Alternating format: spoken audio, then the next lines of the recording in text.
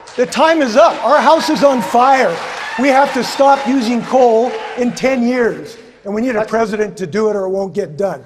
Get off coal. Save this country and the planet.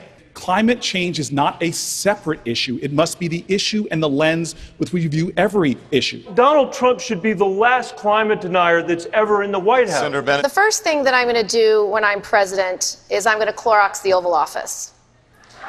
The second thing I'm going to do is I will re-engage on global climate change.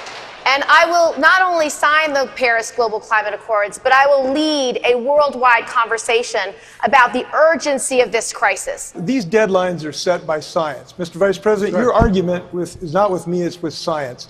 And unfortunately, your plan is just too late. I believe that survival is realistic, and that's the kind of plan we need. And that's the kind I have. My plan calls for 500,000 charging stations around the country, so by 2030, we're all electric vehicles. My plan calls for making sure that we have $400 billion invested in technologies to learn how to contain what we're doing, creating 10 million new jobs. We will double offshore wind. We will end any subsidies for coal or any other fossil fuel. But we have to also engage the world while we're doing it. We have to walk and chew gum at the same time. We currently have a president in the White House who obviously does not understand the science. He's been pushing science fiction instead of science fact.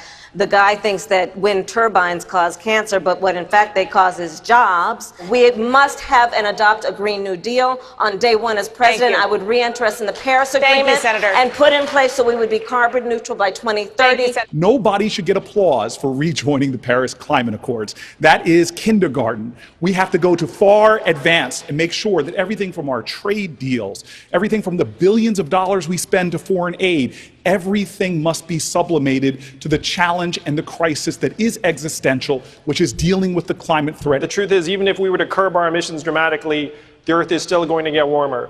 And we can see it around us this summer. The last 4 years have been the 4 warmest years in recorded history. This is going to be a tough truth, but we are too late.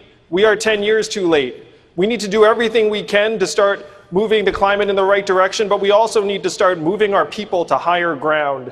And the best way to do that is to put economic resources into your hands so you can protect yourself and your families. I grew up in Hawaii, which is the most remote island chain in the world. So for us, growing up there, protecting our environment was not a political issue, it's a way of life. As a member of Congress, long before there was ever a Green New Deal, I introduced the most ambitious climate change legislation ever in Congress, called the Off Fossil Fuels Act. That actually laid out an actionable plan to take us from where we are today to transition off of fossil fuels and invest in green renewable energy, invest in workforce training, invest in the kinds of infrastructure that we need to deal with the problems and the challenges that climate is posing to us today.